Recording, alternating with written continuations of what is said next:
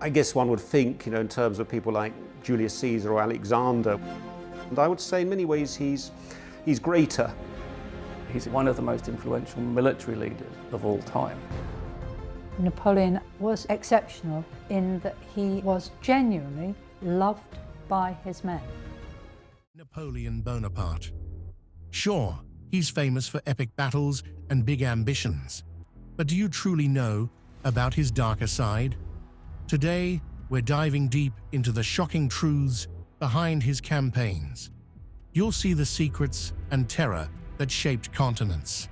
Ready for a wild ride through Napoleon's most haunting deeds? For somebody like that to become emperor, ruler of the largest empire that Europe had seen, really, since the Middle Ages, is just amazing. This is the rise of Napoleon. The massacre at Jaffa. Napoleon's Egyptian adventure hit a terrifying peak in 1799 at the port city of Jaffa. After a brutal fight, his troops seized control, but that was only the beginning. Thousands of Ottoman fighters, mostly Albanians, surrendered. You'd think they'd be spared, right? Not this time. Napoleon saw them as a huge problem, too many to feed, too risky to release. His answer? A chilling mass execution by the shoreline. Witness accounts speak of blood staining the sand and waves carrying away lifeless bodies. Why did he do it? Napoleon claimed it was necessary. With another Ottoman force lurking nearby, he figured letting thousands of prisoners go would be suicide for his campaign. Some French soldiers were traumatized by the carnage they witnessed, sharing those haunting images in letters back home. Meanwhile, Napoleon marched on, convinced his fearsome reputation had only grown. For the countless families who lost loved ones, the tragedy at Jaffa became an unshakable nightmare. It still chills historians today. The slaughter of Cairo's defenders. In 1798, Napoleon's troops charged into Cairo, hungry for total control. Locals, including Mamluk warriors, refused to bow down. Once the French finally broke through Cairo's defenses, they decided fear was the best weapon. Soldiers swept through neighborhoods, storming the homes of anyone suspected of rebellion. Families ran, terrified, through streets where even a hint of defiance could get you killed. Napoleon saw this as necessary to squash future revolts. To him, showing mercy was weakness. City elders begged for a peaceful solution, but those pleas fell on deaf ears. Frenzied French soldiers, convinced they had orders to crush resistance at all costs, hurled victims into mass graves. Heartbroken relatives roamed the rubble, unsure if their loved ones were hiding or dead. Under the blazing Egyptian sun, the takeover of Cairo sent a chilling message. Challenge the French, and you'd face brutal consequences. Even after the dust settled, the city was changed forever.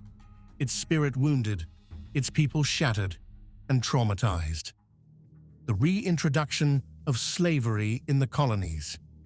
Napoleon once bragged about liberty and equality, but in 1802, he took a shocking step backward. He brought slavery back to French colonies. Why?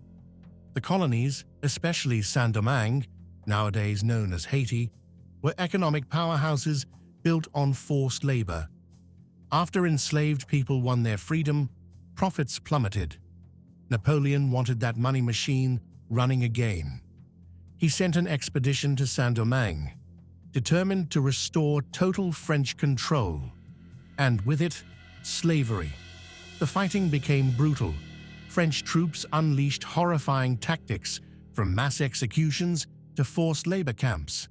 Enslaved rebels battled fiercely, unwilling to return to chains. Meanwhile, disease ravaged the French forces, turning the island's heat and mosquitoes into lethal enemies. The Spanish War of Independence begins. By 1808, Napoleon had set his sights on Spain. Though Spain was officially an ally, he saw a chance to tighten his grip. He tricked the Spanish royal family into traveling to France and forced them to give up the throne. Suddenly, Spain was under French rule, with Napoleon's brother, Joseph, wearing the crown. This betrayal enraged the Spanish people. Local militias, peasants, and even clergy rose up, sparking the Peninsular War, known in Spain as the War of Independence. French troops quickly realized they weren't fighting a typical battle. Guerrilla fighters launched ambushes, sabotaged supply lines, and vanished into rugged terrain. Seeking control, the French responded with harsh reprisals. Civilians faced looting, beatings, and executions if they were suspected of aiding rebels. Instead of crushing the uprising, these tactics fueled more anger. Town by town, the conflict turned bloodier. Far from uniting Europe under his banner, Napoleon unleashed a fury in Spain that would haunt him for years: the 2 de Mayo uprising in Madrid. On May 2, 1808, Madrid erupted in violence. Rumors spread that French troops were about to drag away members of Spain's royal family. Furious citizens, blacksmiths, artisans, day laborers poured into the streets, armed with knives, clubs, and raw determination. Chaos took over. Spanish fighters clashed head-on with startled French soldiers. Gunshots echoed through narrow alleys. Market stalls and wagons turned into makeshift barricades. The people refused to submit, even though the French were better trained and better armed. By nightfall, bodies, civilians and soldiers alike, littered the cobblestones. When the revolt was finally crushed, Napoleon's generals wasted no time on mercy. They declared martial law and rounded up anyone suspected of joining the uprising. Swift, brutal executions followed, with many shot by firing squads at dawn. Historians believe hundreds were killed during and after the uprising, and stories of heroic resistance spread quickly. The 2 de Mayo revolt became a rallying cry, igniting Spain's determination to rid itself of French rule. The Siege of Zaragoza. If you want an example of unbreakable spirit, look at Zaragoza. When French forces arrived, they expected a quick victory.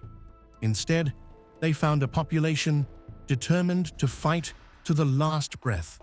Men, women, and children set up barricades, turning churches and houses into fortresses. Priests armed themselves, farmers carried guns and pitchforks. The French unleashed relentless artillery fire, pounding the city into rubble. But the people refused to quit. They fought street by street, sometimes house by house. The siege dragged on, bringing disease and starvation. Survivors described the air filled with smoke, the ground stained with blood. Finally, after weeks of unimaginable suffering, the defenders could hold out no longer. The French took Zaragoza, exacting cruel revenge on anyone they blamed for the fierce resistance. Yet this episode became legendary across Spain. Even in defeat, Zaragoza's defiance inspired hope. It also showed Napoleon's army that ordinary people could become fearsome foes, fueled by desperation and national pride. The scorched earth in Portugal. Portugal refused to play by Napoleon's rules, keeping ties with Britain instead. So in 1807, French forces invaded, hoping to force Portugal to comply. But the Portuguese royal family escaped to Brazil, and British allies soon landed. A fierce struggle ensued, and things got ugly fast.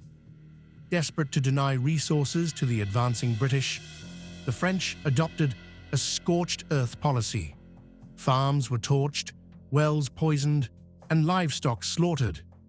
Villagers watched their homes burn to ash, with nowhere safe to go.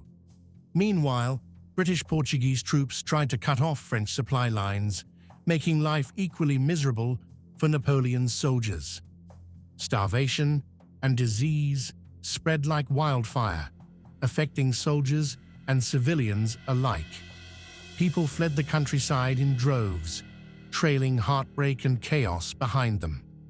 The French found themselves fighting not just an army, but a devastated landscape that refused to feed or shelter them.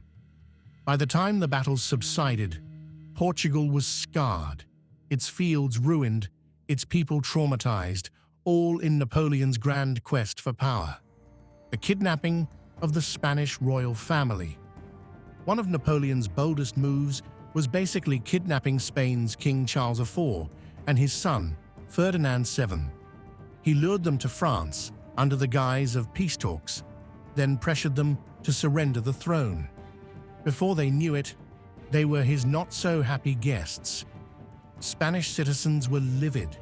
Their own monarchs had been sidelined, replaced by Joseph Bonaparte, Napoleon's brother. Nobody asked the Spanish if they wanted a new king. Anger flared in every village and city. Murmurs of revolt turned into action, driving local militias to rise up. Napoleon thought a fresh face on Spain's throne would solve his problems. Instead, it fanned the flames of insurrection. People refused to accept a foreign ruler forced on them by trickery. What followed was endless rebellion, ambushes, and bloodshed, exactly the opposite of the stability Napoleon craved. In a single move, he managed to provoke a nationwide uprising that made the entire Iberian Peninsula a massive headache for his empire. The brutality in the Tyrol. While Napoleon wrestled with chaos in Spain, trouble brewed in the mountains of the Tyrol. In 1809, local rebels, led by Andreas Hofer, rose up against Bavarian troops who were loyal to Napoleon. Armed with hunting rifles and a fierce love of their homeland, these mountain fighters ambushed French and Bavarian forces in narrow passes. Napoleon ordered brutal crackdowns. Villages suspected of helping the rebels were torched, their inhabitants scattered, or worse. On the rebel side, captured French soldiers sometimes met a violent end. The fighting spiraled into a cycle of revenge that scarred the region. Hofer won a few early victories, but when Napoleon's main army arrived, the tide turned. Eventually, Hofer was captured and executed by firing squad, turning him into a martyr for the Tyrol. The region's deep valleys and soaring peaks became the backdrop for a lesser-known but fierce struggle that revealed just how far Napoleon would go to stamp out resistance wherever it arose. The invasion of Russia, early hope, later horror. In 1812, Napoleon decided to conquer Russia. It started with grand confidence, a massive army drawn from across Europe, marching east to force Tsar Alexander I to bow. The Russians, however, refused open battle and instead withdrew, burning villages and crops behind them. Napoleon's troops found empty towns, hungry and tired. Despite capturing Moscow, they gained nothing. The city was nearly deserted, and fires raged, destroying supplies. Napoleon expected a surrender, but Russia never gave in. Winter arrived early and ruthless, slamming the door on his ambitions. Suddenly, that enormous army had nowhere to go and nothing to eat. Soldiers froze in their thin uniforms. Horses died in droves. Morale collapsed. The Russians harassed the retreating columns, picking them off as they fled. What began as a display of power ended in a frigid nightmare. By the time Napoleon's remnants limped back, they'd lost most of their men. Russia remained unconquered, and Napoleon's aura of invincibility took a fatal hit: the terrible retreat from Moscow. As winter sank its icy teeth into 1812, Napoleon's forces staggered out of Moscow, trying to escape Russia's frozen grip. The journey back was a living horror show. Blizzard winds lashed their faces. Frostbite claimed fingers, toes, and whole limbs. Starvation gnawed at every stomach. Some desperate soldiers reportedly turned to cannibalism, scrounging for anything edible. Dead horses dotted the roads. Russian cavalry and Cossacks stalked the stragglers, picking them off. Crossing the Berezina River was the ultimate nightmare. Makeshift bridges collapsed, and men drowned in freezing water or were trampled by stampeding crowds. Napoleon, worried about being captured, left his struggling troops behind and rushed to Paris. Those who survived the retreat arrived home as hollow-eyed shadows of the once proud Grande Armée. The scale of suffering was unimaginable. In just a few bitter months, the man who'd vowed to dominate Europe was forced into a retreat that remains one of the most devastating military disasters in history. Massacres and reprisals in Prussia. After shattering the Prussian army at battles like Jena Auerstedt in 1806, Napoleon imposed punishing terms on Prussia. Heavy tribute drained the economy, and French troops roamed the land as occupiers. Not everyone complied. Underground movements sprang up, fueling local resistance. In areas that rebelled, Napoleon's generals hit back hard. Villages were razed, suspected insurgents shot on sight. Rumors spread that French soldiers took whatever they wanted: money, food, and sometimes worse. Horror stories of burned homes and families fleeing in terror circulated widely. Kidnapping Pope Pius VII. Napoleon didn't just mess with kings, he went after the Pope too. Pope Pius VII had crowned Napoleon emperor, but their relationship soured when Napoleon demanded total loyalty, even in matters of war and politics. The Pope said no, leading to an epic power struggle.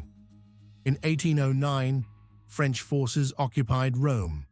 Then came the unthinkable. They arrested Pius VII and whisked him away under guard. For years, he lived as Napoleon's prisoner, shuffled from place to place. French officials tried to force him to sign agreements favoring Napoleon's plans, but the Pope refused, famously excommunicating those who defied church authority. Across Catholic Europe, shock and anger spread.